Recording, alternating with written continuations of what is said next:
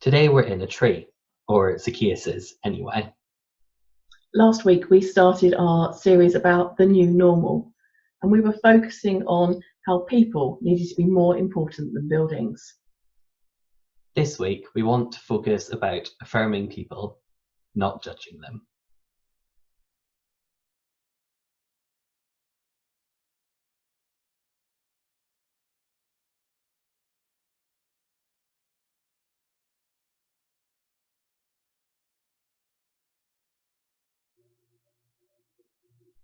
It might feel like today's story is all about climbing trees, but really it's about getting down out of them. Like a lot of kids, I liked climbing trees. Or rather, I liked the theory of climbing trees. It was good. You look at a tree, you can work out how to get up it. There's all these roots and then there's a branch. Worst case scenario, you need someone to give you a hoik, a knee up. But once you get on that first branch, you can scramble to the top, and the view is always worth it. At least in my head, that was what climbing trees was about. I didn't climb a tree until I was about 6 or 7, and then on a walk with my aunt and uncle, we came across the perfect tree. Now they had 4 kids older than me, and up they scrambled like little monkeys, and I followed with a bit of help. Less monkey, more kind of hippopotamus. But I was determined, and I got to the first branch, and then I looked down, and it was a long, long, long way to the floor. And that was when I made the mature decision to start crying, because I was stuck. I wasn't going to go any higher, and I certainly was never getting to get out of that tree. In our story today, we meet Zacchaeus. Now he climbs a tree not because he thinks it's a good idea, but because he's a very short man and he wants to see Jesus. So he runs on ahead and he finds a sycamore tree, and up he scrambles so that he can see Jesus. Now, speaking as a short person who's tried to climb trees, not that successfully, I think Zacchaeus was being quite brave. He must have really wanted to see Jesus. But here's the thing. Long before Zacchaeus climbed that tree, he was already stuck up a tree, stuck somewhere, stuck in a system that wasn't fair. He was a tax collector, had to behave in a certain way. And he did extort money from people beneath him.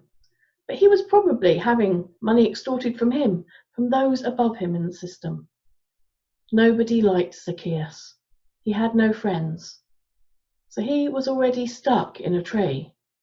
He couldn't get out because it was a long, long way down and he couldn't keep climbing. So what's a Zacchaeus to do? He climbs the tree to see Jesus, and Jesus sees him there, sees him stuck, and rescues him. Jesus doesn't say, "Oi, what are you doing in that tree, Zacchaeus? Oi, why are you a tax collector? Oi, what made you think that any of this was a bright idea?" Jesus just says, "I'm coming to your house," and gives Zacchaeus a reason and a way to get out of the tree. For me, the way out of the tree involved screaming, me, crying, me, accusations, also me, and eventually being offered a Milky Way and Uncle Jack climbing halfway up the tree to get me. I did eventually get down.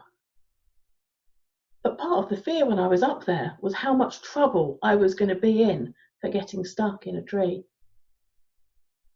We may not see many people physically stuck in trees as we go on our daily exercise, but we might well know people who are stuck in a tree, in a system, in a way of living that they can't get out of on their own.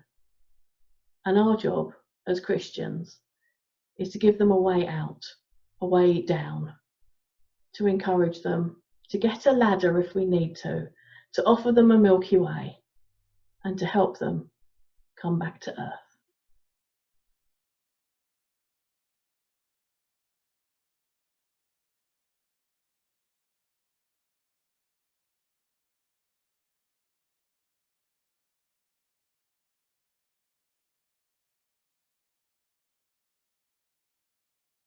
I strongly believe that we're called to affirmation, not judgment.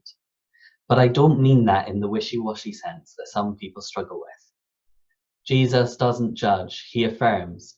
But that affirmation is really clear in the way that it works. It's not about there being no moral code. There is a moral code, love. But it criticizes unjust systems and structures, not people. So Zacchaeus is hiding up a tree because he's short and he can't see Jesus through the crowds. But Jesus doesn't take the mick. He simply says, Zacchaeus, hurry and come down, for I must stay at your house today. It's affirmation, not judgment. He's not paying attention to Zacchaeus looking perhaps a bit different from others. He's not focusing on the aid Zacchaeus uses to be able to access the scene. He's affirming him by saying that he must stay at his house. What an honor to have Jesus staying at his house. So there's our first lesson about judgment. Don't judge people when they do things a bit differently. And about affirmation. Affirmation is about presence. It's about the invitation to be a part of someone's life. Then Zacchaeus hurried down the tree to welcome Jesus. Zacchaeus doesn't judge Jesus for inviting himself around. Immediately, he welcomes him. Already, we have our second lesson on judgment. Don't judge people for their enthusiasm. And about affirmation. Affirmation is about welcoming people in. Other people start grumbling about Jesus going round Zacchaeus' house for dinner, but Jesus takes no notice. We don't even hear Jesus respond because, to be honest, Zacchaeus has already changed. Zacchaeus stood there and said to Jesus, Look, half of my possessions I will give to the poor, and if I have defrauded anyone of anything, I'll pay back 4 times as much. Jesus doesn't need to teach or preach. His simple action of affirmation is enough to change who Zacchaeus is. It pulls Zacchaeus out of the unjust system that he's tangled up in and sparks the idea in Zacchaeus' mind that he can change. It's not about Jesus making Zacchaeus change, or even telling him to change. It's simply about giving him the opportunity to see things clearly, to understand how loved and valuable he is, to value both himself and other people an awful lot more than the system he's been stuck in has let him. And so a third set of lessons about judgment and affirmation. Don't judge people with words. Affirm people with actions. Look, church has a big problem with judgment. So many churches judge the people they consider more sinful than others. And that, frankly, is the opposite of Jesus' message. We all mess up. It's part of being human. The term sin is actually completely unhelpful because it's just being human. We are all in this together. No one of us is more messed up than another. And even those churches that stopped focusing on sin still judge people. Are there not people you're extra careful around? Or people that you won't say that to? People that you don't invite round to tea or trust with your prized possessions? People who you hide parts of yourself from because you don't know how they'll react? People whose views or understandings or thoughts or attitudes you're desperate to change? That's the problem. As human, we're prone to judgment, both of ourselves and each other. And we have to practice affirmation. It doesn't just happen. You don't suddenly just stop judging people and start affirming them. It's a daily practice that you have to work on. And we have time to work on that right now. We can't invite people round to our houses or go round to theirs, but when we can, we will. In the meantime, active affirmation is something we must practice. For now, maybe sharing a little bit of love online could go a long way.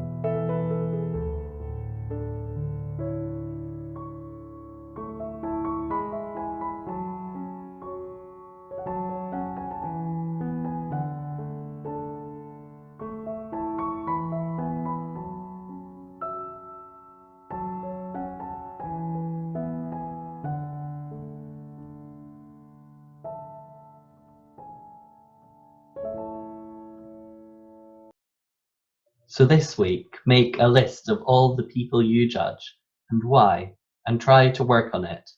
Try to puzzle out all the reasons. Try to find love for those people. And then practice affirmation. Affirm yourself and others. You are good enough. They are good enough. We are all equal in God's eyes. Love all people. Love yourself. Love your neighbour. Love boldly.